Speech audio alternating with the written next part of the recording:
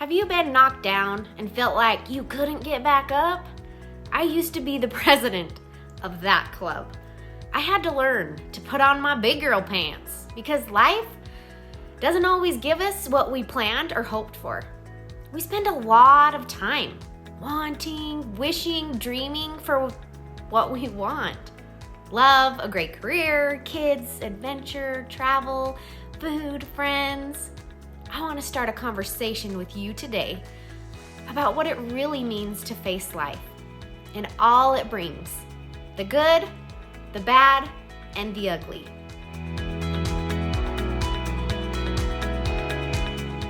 Clint and I met in 2001. It didn't matter that I had big plans. As soon as I saw him, I knew I wanted to make babies with him. I was young and naive, and he was just 2 years older, but I was undeniably love drunk. There was a hitch, however, and it just wasn't in his step. Cancer. Clint walked with a slight sway because earlier he had had his right hip crest removed after they discovered a chondrosarcoma tumor, otherwise known on the street as sucky rare bone cancer. It didn't faze me. In 2 weeks, I was head over heels in love with this handsome German ox. A family member, hearing of everything, heard, "You're not going to marry him, are you? What if his cancer comes back?" But that wasn't even a factor I considered. Cancer wouldn't scare me away. I loved him, and that didn't matter. The following year, we were married. We started chasing the American dream, and cancer was in our rearview mirror. We thought, we will be happy after college graduation. We will be happy when we have enough in our savings account. Heck, most days I thought we will be happy even if we have some in our savings account. I just knew to truly be happy, I only needed one thing: a garage. Instead, with our third baby at just 8 months old, we got a sucker punch to the gut. After 11 years of remission, Clint's cancer had returned. We were pursued just like Frodo was by the Dark Riders. Unfortunately, Clint's kind of cancer was really rare, and there was no proven way to treat successfully. All they did was surgically remove it. That was our only option, as well as experimental chemos. Cancer held us hostage, stealing away our present happiness and joy. Every 3 months, our scans would show evidence of new disease.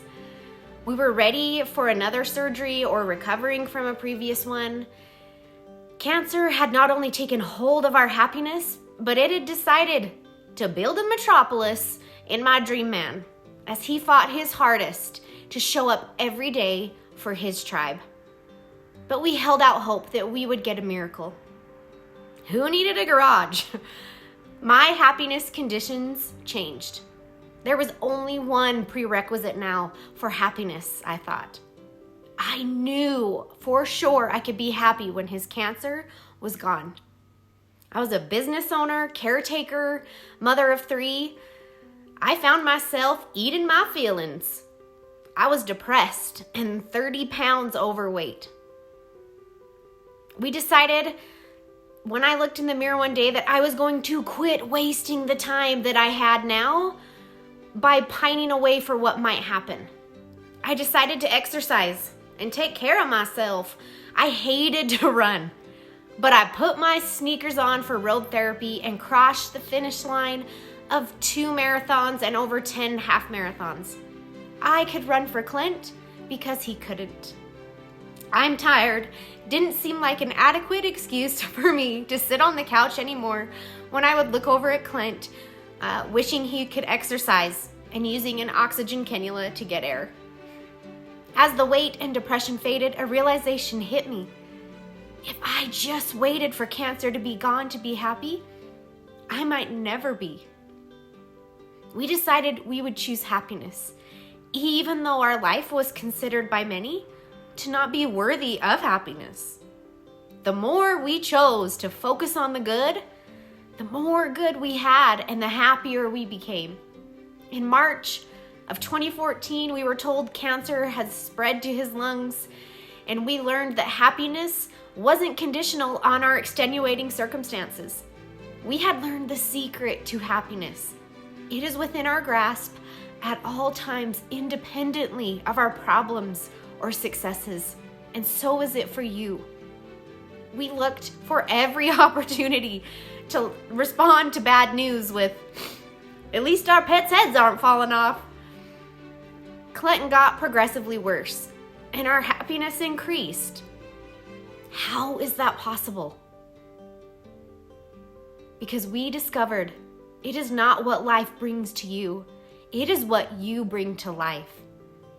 One day it became depressingly dark outside. We wouldn't let the kids out. The storm was brewing. It was raining cats and dogs. I turned to Clint and we grabbed each other's hands and we went outside and we danced in the rain. We motioned for our kids who were shocked, watching us from the window pane. I saw the light of the stars in their eyes as they ran out, and we did Ring Around the Rosies and we played in the rain, and I knew in that moment it was perfect. Not in spite of the rain, but because of the rain. Just like my life, it was perfect because I had Clint and the kids in it.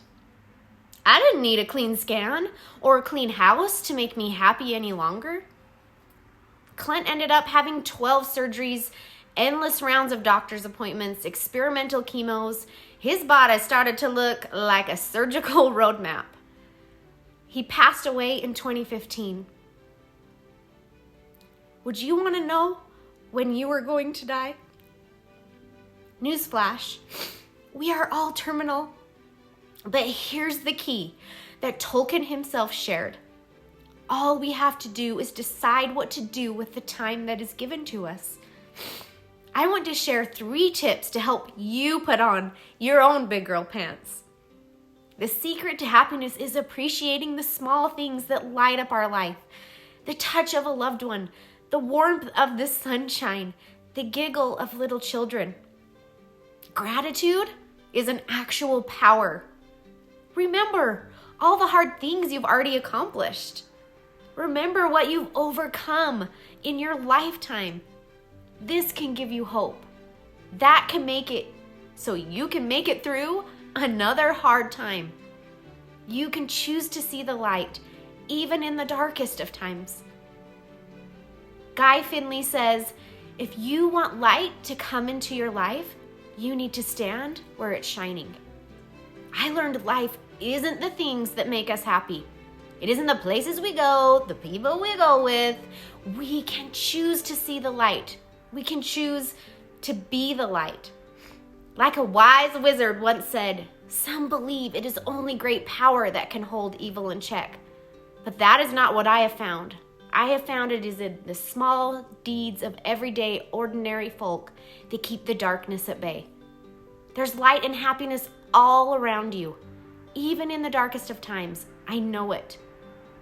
I have no guarantee what will happen tomorrow. Neither do you. Don't put off your happiness. Do you need help getting through something hard? Go to my website, KamilleBauer.com, and there it is, front and center, 4 days, 4 ways to help you turn your setbacks into set-ups for success.